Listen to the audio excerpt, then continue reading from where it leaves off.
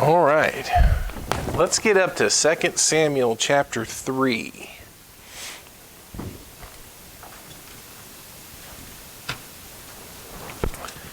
Second Samuel chapter 3. Last lesson in looking at chapter 2, we saw the civil war, right? We saw the war between Joab, who was the general of David's troops, and Abner, he was the general of Ishbosheth, his troops from Israel. And there was a great battle there, and ultimately David's troops came out on top. David's troops have won this battle. Joab's brother was killed in that battle, as far as his name was Asahel, and he pursued after Abner. Remember, he was really fast, and he chased him down just in time for Abner to turn and to spear him and to kill him. And Joab wanted revenge, but ultimately cooler heads prevailed. They called off the pursuit. And we finished last time with chapter 3, verse 1, where it talks about the long war that existed between the house of Saul and the house of David. But David waxed stronger and stronger, and the house of Saul waxed weaker and weaker. The longer this battle goes on, the stronger David gets, the tighter his grip gets on the kingdom. And that's where we're going to pick up with verse number 2. Tonight, we're going to talk tonight about a defector and a murder. Okay, a defector and a murder. Now, number 1, let's talk about David's family, because verse 2 down through verse 5 show us that during this time, David's family grows. It says in verse 2, "Unto David were sons born in Hebron. His firstborn was Amnon of Ahinoam the Jezreelitess. His second, Chileab of Abigail, the wife of Nabal the Carmelite. The third, Absalom, the son of Maacah, the daughter of Talmai, king of Geshur. The fourth, Adonijah, the son of Haggith. The fifth, Shephatiah, the son of Abital. And the sixth, Ephraim by Eglah, David's wife. These were born to David in Hebron." Now, you can see all 6 of those sons have something in common. Same father, but none of them have the same mother. 6 different women give birth to 6 different sons here in David's time at Hebron. Now, we always want to caution how we look at that, right? The Bible's just giving us the information. The Bible's not congratulating David for this. The Bible's not telling us that he did some great feat in this. The Bible records the activity while not necessarily green lighting it, right? We remember kings were told they weren't supposed to do that. In Deuteronomy 17, verse 17, the Lord told Israel that the day that comes when they do have kings that rule over them, he shall not multiply wives unto himself. Now, was this common? Sure, it was common. It was a way that kings and great men could express their power and their status. It's a way that they could expand their kingdom with alliances with other groups. One of the, what does it say there? One of the wives that he had taken was a daughter of a king. That kind of stuff was common. Though common, it's not great. It's not really the way that the Lord committed marriage to us. It's not really the way that the Lord committed the family life to us. And David's family is going to give him a lot of trouble. Okay, you read through some of these names. You know, we read about Amnon. One day he's going to rape his half-sister. Absalom, one day he's going to kill one of his brothers, and he's going to try to revolt against David. Adonijah, he's going to try to revolt against David and against David's son. And there's a lot of sorrow that comes in David's family in later years. So while the Bible records for us that David's family is growing, and this was the right spot to put this because we're talking about David in Hebron, and to keep all of this together, it notes here the different sons that were born to him. So while David is getting strength in the land and David's grip is tightening over the kingdom, we also see that his family is growing. So that's the historical information that's given there in verse 2 down through verse 5, David's family growing there. Now, Number 2, let's go to Abner's defection. Okay? Abner's defection. Look what it says in verse 6. It says that it came to pass while there was war between the house of Saul and the house of David that Abner made himself strong for the house of Saul. Now, it sounds like behind the scenes, Abner is one that really is pulling a lot of strings. Now, Ishbosheth is king in Israel. Ishbosheth is the son of Saul, and he was set up as king. But he was really set up as king by Abner. Abner seems to be the voice and the power and the authority behind the throne at times. He's certainly the leader of the troops. He's the leader among the men. And as time went on, it says here that Abner increases in influence and strength in the house of Saul. And so it says in verse 7, and Saul had a concubine whose name was Rizpah, the daughter of Aiah. And Ishbosheth said to Abner, wherefore hast thou gone in unto my father's concubine? Now what happens here in this verse is that Ishbosheth, who is the king, he's Saul's son, and of course Abner was the cousin of Saul. We remember that. But Ishbosheth makes a very serious accusation here. It tells us about a concubine that was Saul's, and Ishbosheth accuses Abner of taking her. And again, that's a very serious accusation. Baldwin said that to take the wife or a concubine of the late monarch was to appropriate his property and to make a bid for his throne. It could be viewed as an act of conspiracy, an act of treason. And Abner is accused here by Ishbosheth of, hey, why did you take my father's concubine? Now in verse number 8, Abner was very wroth for the words of Ishbosheth, and he said, am I a dog's head, which against Judah do show kindness this day unto the house of Saul thy father, to his brethren and to his friends, and have not delivered thee into the hand of David, that thou chargest me today with a fault concerning this woman? Now Abner gets angry, and the way that he responds leads you to believe that he's challenging this as a false accusation.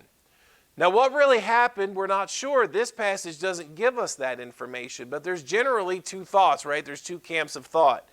There's one group that says that maybe this really happened, and as Abner was strengthening himself in the house of Saul, that's what we read in one of the previous verses, and as he was strengthening himself, he took one of Saul's concubines as an expression of that power. And as he, really wanted to take another step in his authority and showed maybe that he was really the true force and the authority behind the throne of Israel. Ishbosheth may be king, but he's a puppet king, right? I'm the man. I'm the real authority here. That's one camp of thought. And then there's the other group that's saying Abner was falsely accused here. Ishbosheth sees that Abner continues to grow in influence and power, and in his attempt to regain the upper hand, he's going to make a false accusation and hope that he either gains sympathy or finds way that Abner, his influence will be lessened. Now, whatever happened, we're not told in this passage, but Abner feels or acts like he has been falsely accused, and his response in verse number 8 is like, why are you treating me this way? Am I a dog's head? This is an insult. He mentions the kindness that he had shown to Saul against the hand of David. Like, I'm the one going to battle for you. I'm fighting for you. At any time, I could have given you over into the hand of David, and this is how you repay me? This is kind of the thanks I get? You charge me with a fault concerning this woman? Abner is very mad about this accusation, right? This is how you would respond if you had been falsely accused, right? He proclaims his loyalty, he proclaims all the good things that he had done on behalf of Ishbosheth and for Saul's family, and you're treating me like a dog here when I've done nothing but good to you and been loyal to you. This is silly. What a false accusation. And he gets so mad. Look at verse 9. So do God to Abner, and more also, except as the Lord hath sworn to David, even so I do to him. Abner turns on Ishbosheth. This accusation has made him so mad that he turns on Ishbosheth and promises that he's going to support David. Did God do so do God to Abner, except as the Lord hath sworn to David. Now, what had the Lord sworn to David? The kingdom, right? The Lord had sworn to David that he would be king. And Abner says, well, just as the Lord has sworn unto him, I'll make sure of it. Now, that begs the question, right? If Abner knows that David was God's choice for king, why did he fight against it, before? Why has he rebelled against that up to this point? Abner seems to be a very prime example of knowing what is right, but not submitting to it. He confesses right here. He knows. God gave the kingdom to David. Now, out of maybe his own personal selfishness or his desire to see the family of Benjamin continue on in power through Saul and through Saul's sons, he has set Ishbosheth up as king, but he admits it right here. God promised the kingdom to David. You know that, and yet you haven't submitted to it. That's not wise for us, right? That is not good for people to see and confess and understand, like this was what God's will was. But he kind of admits that he was living in rebellion to that.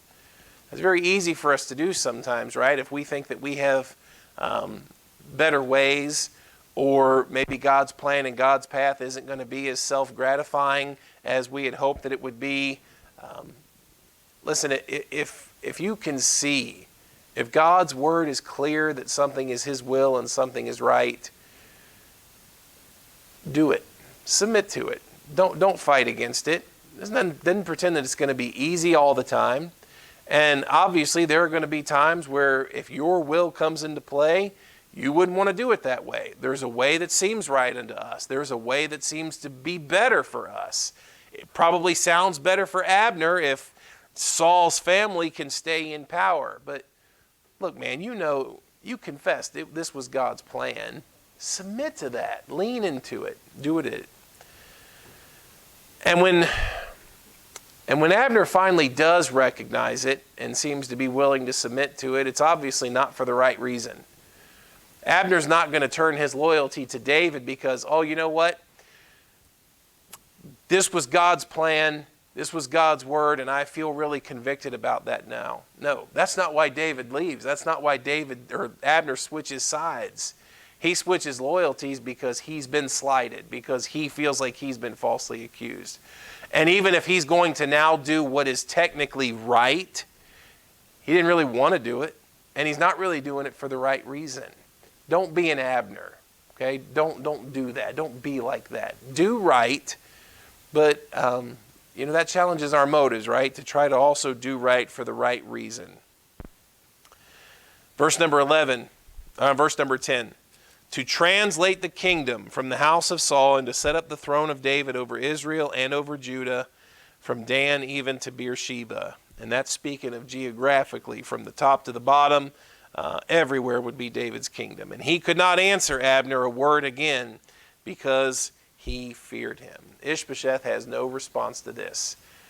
What he thought was his most loyal general, the leader of his troops, has now turned on him and basically said, I'm going to proclaim loyalty to David, and I'm going to see to it that David becomes king over this entire country.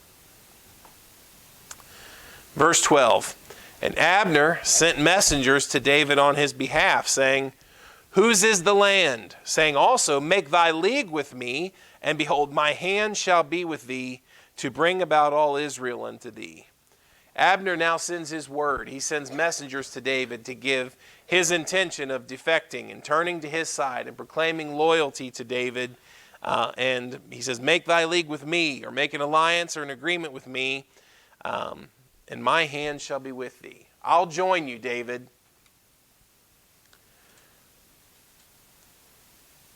And he said, well. The best way for what we would say probably in 24 was, you wouldn't look at this and say that David kicking his heels and he's all excited necessarily.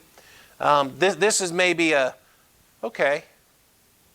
You're right. That's kind of how we would probably reply today. David, join with me, or you make a league with me, and I'll see to it that you become king. David called, okay. But what does he say in verse 13? I will make a league with thee, but one thing I require of thee, that is, thou shalt not see my face, except thou first bring Michal, Saul's daughter, when thou comest to see my face. Now there's a couple of things in that, right? We remember the story of how David had been promised Michal, Saul's daughter. And then, to spite David, Saul took her from him and gave him to another man. That was years ago. But this would be a good way for Abner to really show if he was loyal or not, right? We're talking about Saul. We're talking about a decision that Saul had made. You go bring her to me. David felt that he was entitled to her. David felt that he had rightfully won her. In fact, verse number 14, it says, and David sent messengers to Ishbosheth, Saul's son, saying, deliver me my wife Michal, which I espoused to me for 100 foreskins of the Philistines. Remember, David recalls that event from back in 1 Samuel chapter 18, where he won Michal through the killing of those Philistines. He promised 100 foreskins of the Philistines. You remember from the story, he actually ended up killing 200. Now the deal was for 100, but he killed twice as many. And he recalls, that she belonged, I rightfully gained her. I won her through the agreement that I had with Saul. And so he sends messengers to Ishbosheth. Deliver me my wife Michal. He hadn't seen her in years. But this is another way, of course, to diminish and lessen the house of Saul in Israel, a way for Abner to proclaim his loyalty, if indeed he will be loyal. And it says in verse 15, Ishbosheth sent and took her from her husband, even from Phaltiel, the son of Laish. And her husband went with her along, weeping behind her to Bahurim. I would imagine that was a pretty sad scenario for this guy. I mean, it's been years, and it's not like David doesn't have other wives. It's not like, here's this guy that got this wife, Michal, Saul's daughter, under weird circumstances years ago. I'm going to guess that this guy probably assumes, like, okay, that's all in the past.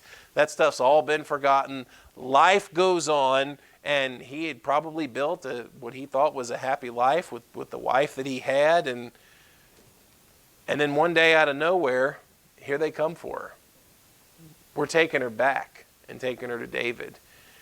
And it says there in verse number 16 that her husband went with her along weeping behind her. Now Abner, the sympathetic fellow that he was, then said Abner to him, go return. Okay, you can leave now. Here's a guy that's weeping over the wife that he's just lost, right?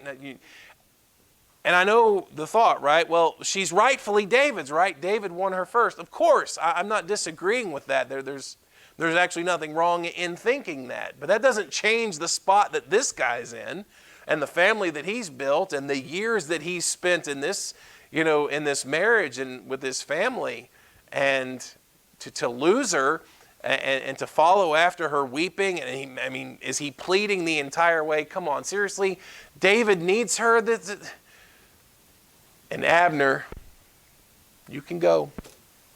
Return home. Abner's not a very nice fellow. Okay, Abner's not a very sympathetic fellow. And this is kind of a sad situation.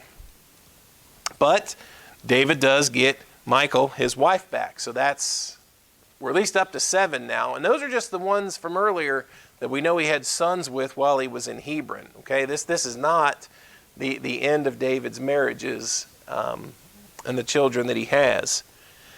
Verse 17, and Abner had communication with the elders of Israel, saying, ye sought for David in times past to be king over you. Now then, do it. For the Lord hath spoken of David, saying, by the hand of my servant David I will save my people Israel out of the hand of the Philistines and out of the hand of all their enemies. And Abner also spake in the ears of Benjamin, and Abner went also to speak in the ears of David in Hebron all that seemed good to Israel, and that seemed good to the whole house of Benjamin. Abner really begins to rally support here from the other tribes that were in Israel.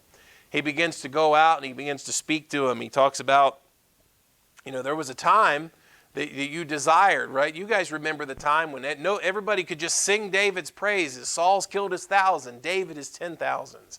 You guys remember a time before David went on the run and before Saul pursued him even out of the country. David was the man. Everybody loved him. Everybody just had eyes for him. Now then, do it. And he calls them to action. He calls them to respond. Now is the time to elevate David to the throne over all Israel. Back in 1877, Spurgeon preached a sermon from this text. He said, now then do it. And it was kind of one of those similar calls to action. And he used this story of them calling for loyalty to David. He kind of used that as an analogy in a sermon about our loyalty to Christ and how we would follow after him and pursue him. But just that phrase, right? Now then, do it, as Abner calls on men to be loyal to David. Verse 20, so Abner came to David, to Hebron, and 20 men with him. And David made Abner and all the men that were with him a feast. Abner said unto David, I will arise and go, and will gather all Israel unto my lord the king, that they may make a league with thee, and that thou mayest reign over all that thine heart desireth. And David sent Abner away, and he went in peace. David seems to be willing to put the past behind him. We know what Abner did in the previous chapter. Abner had led war against David's troops. Abner was the instigator in that war back from chapter 2. But David seems to be willing to let bygones be bygones. Abner intends to show his loyalty and rally people to the cause of David. And David seems content with that. It says that he makes him a feast. They have a nice meal together, a celebration there, and then David is able to send Abner away. Who have we not heard from yet, though? Guess who's still out looking for revenge? Remember the guy from the last chapter, Joab, David's general? He hadn't been around for all of this. Number 3, Joab's revenge. Look at what it says in verse 22. Behold, the servants of David and Joab came from pursuing a troop. Now, while David was making a league and an agreement with Abner, and Abner was going to other tribes proclaiming loyalty to David and calling upon men to turn to David, Joab and the troops had been out fighting. He hadn't been privy to any of this yet. And so in verse 22, when they returned from pursuing a troop, they brought in a great spoil with them. But Abner was not with David in Hebron. Abner has already left by this point. He had sent him away and he had gone in peace. And when Joab and all the host that was with him were come, they told Joab, saying, Abner the son of Ner came to the king, and he hath sent him away, and he is gone in peace. Well, verse 24, when Joab came to the king and said, What hast thou done? Behold, Abner came unto thee. Why is it that thou hast sent him away and he's quite gone? Like, David, what are you doing? Joab gets back and he hears the words. You guys, Abner was just here a little bit ago. And, David sent him away in peace. And Joab's like, I've been looking for this guy. David, you know that. David, why? What are you doing? You had him here. Why did you let him go in peace? Like Joab's aggravated now. He's frustrated. He's been looking for revenge. This guy killed my brother, and you sent him away. Why did you do that? He seems to be aggravated and frustrated with that. Verse 25, Thou knowest Abner, the son of Ner, that he came to deceive thee, and to know thy going out and thy coming in, and to know all that thou doest. Joab thinks this might be a trap, right? He accuses Abner of being a double agent. He's a spy, David. Come on. He's not here to be loyal to you. He's here to check out your movement and check out the troops and check out what's going on in Hebron. He's going to turn on you. Is this the second false accusation against Abner? Why doesn't anybody like Abner, right? Abner hadn't done himself any favors. Okay? Abner's an easy guy to dislike. And now Joab's frustrated. He was right here. And like, David, he's going to turn on you. He's not loyal to you. And then verse 26 says that when Joab was come out from David, he sent messengers after Abner, which brought him again from the well of Sirah. But David knew it not. Outside of David's knowledge, because David had made an agreement, right? David had made a league with Abner. Outside of David's knowledge, Joab sends messengers, go get him and bring him back. And they meet. It says in verse 27, when Abner was returned to Hebron, Joab took him aside in the gate to speak with him quietly, and smote him there under the 5th rib, that he died for the blood of Asahel, his brother. Joab gets his revenge.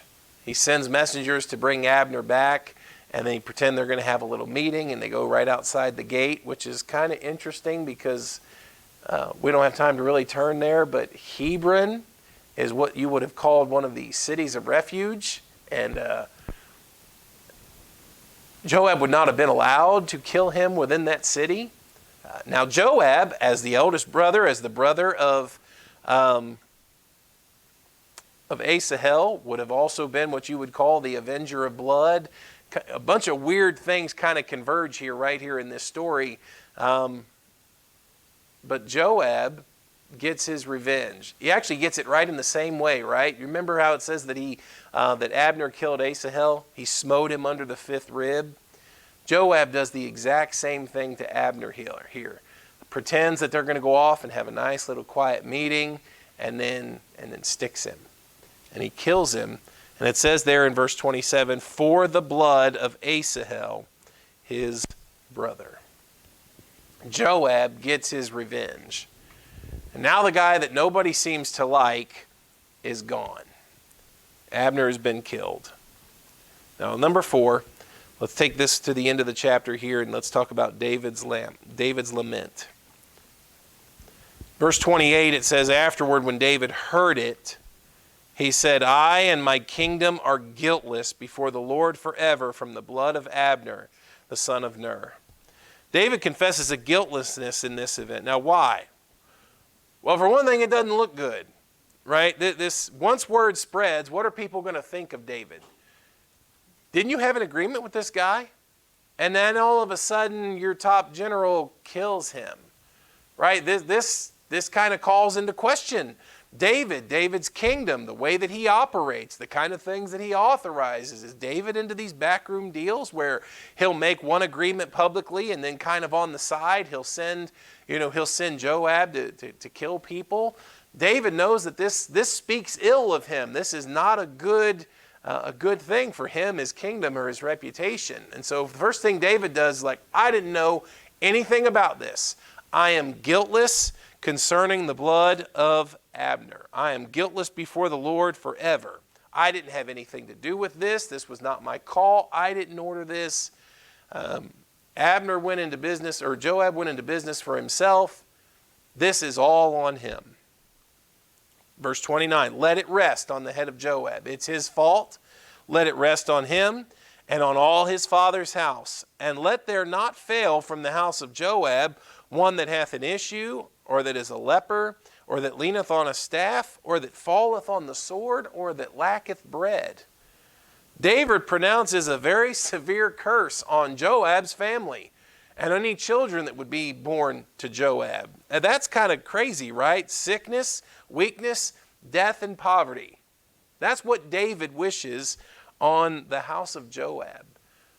Joab went behind David's back and humiliated him. This is the guy. Now, whether you like Abner or not, and nobody likes Abner, okay?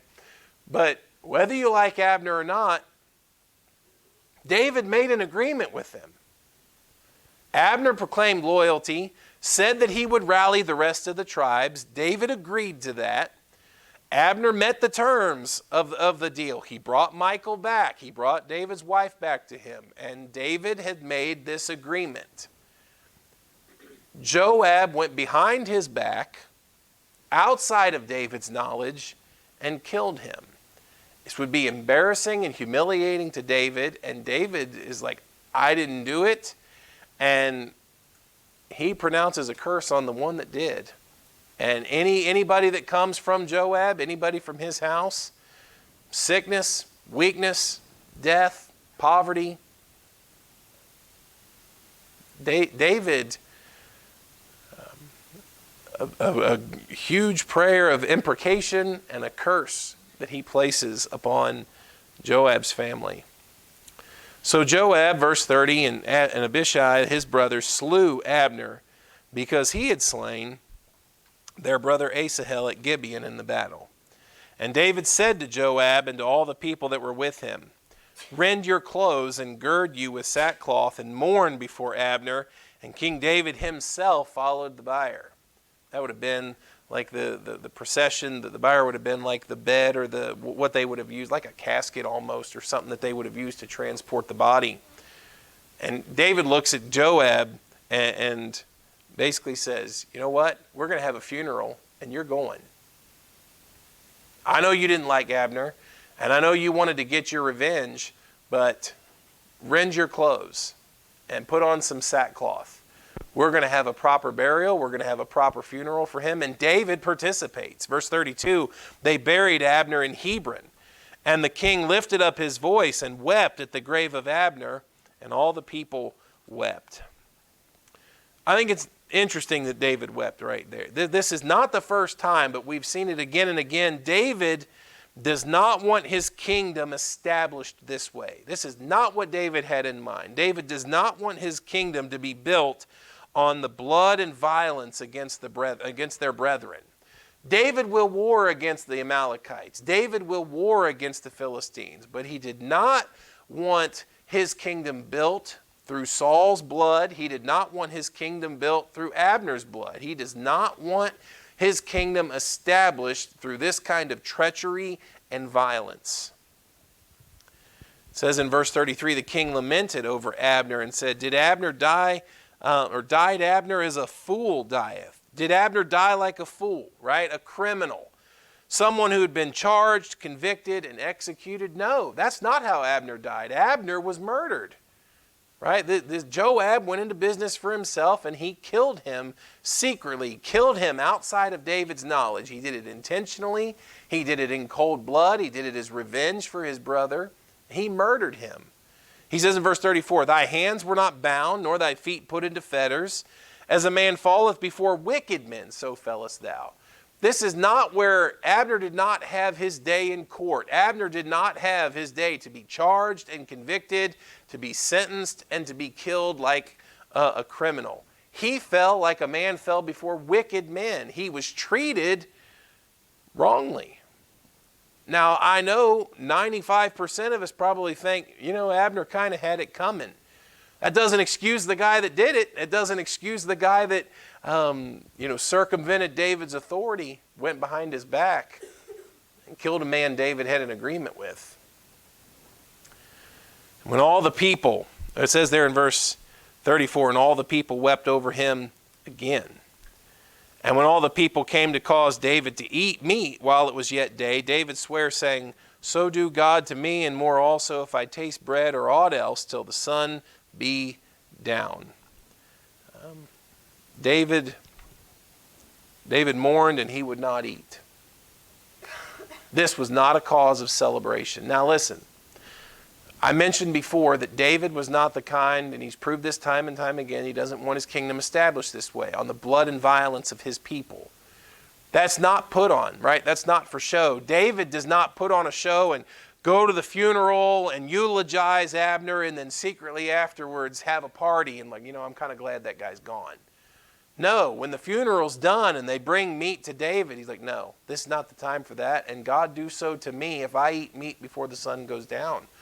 The mourning was real to David, right? This is not the way David wanted this to happen.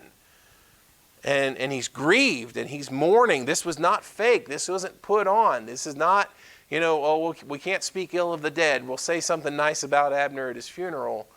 No, David admits you were cut down in cold blood. This was wrong. And he mourns for how this whole situation played out. And he won't be consoled.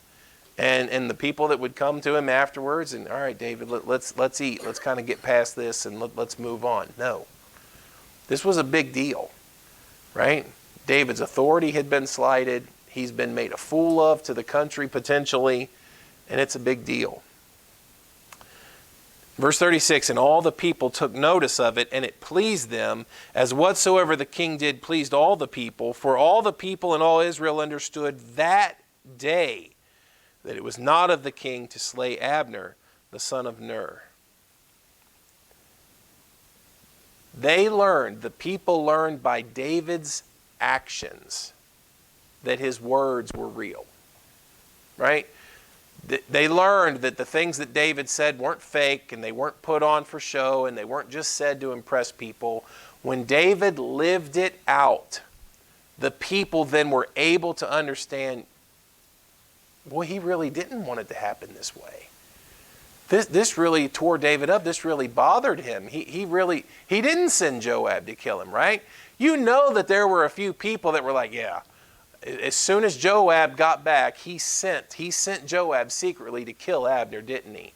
And now, through David's actions, the people are able to see and trust his words and believe he didn't have anything to do with it.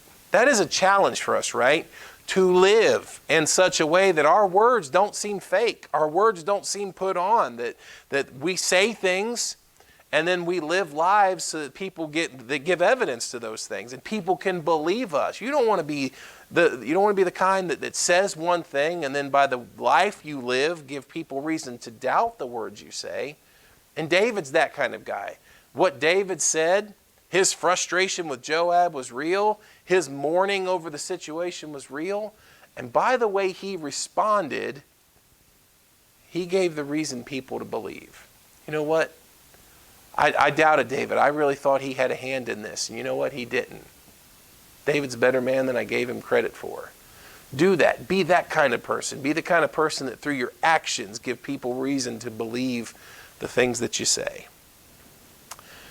All right, verse number 38, we're here at the end. And the king said unto his servants, know ye not that there is a prince and a great man fallen this day in Israel? And Abner would have been. He was the cousin of the king. He was the cousin of King Saul, uncle to Ishbosheth. He would have indeed been a prince in Israel. And David calls him a great man. David had made a league with him and an agreement. And David intended to honor that. Even if Joab tried to put the bug in his ear, you know he's a traitor. You know he's not really here to serve you. David was loyal to the agreement that he made.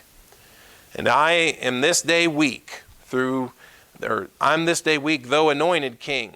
And these men, the sons of Zeruiah, be too hard for me. The Lord shall reward the doer of evil according to his wickedness. David was king, and yet he was saddled with nephews that were going to be a thorn in his side at times, right? Joab, in his fierce loyalty to David, and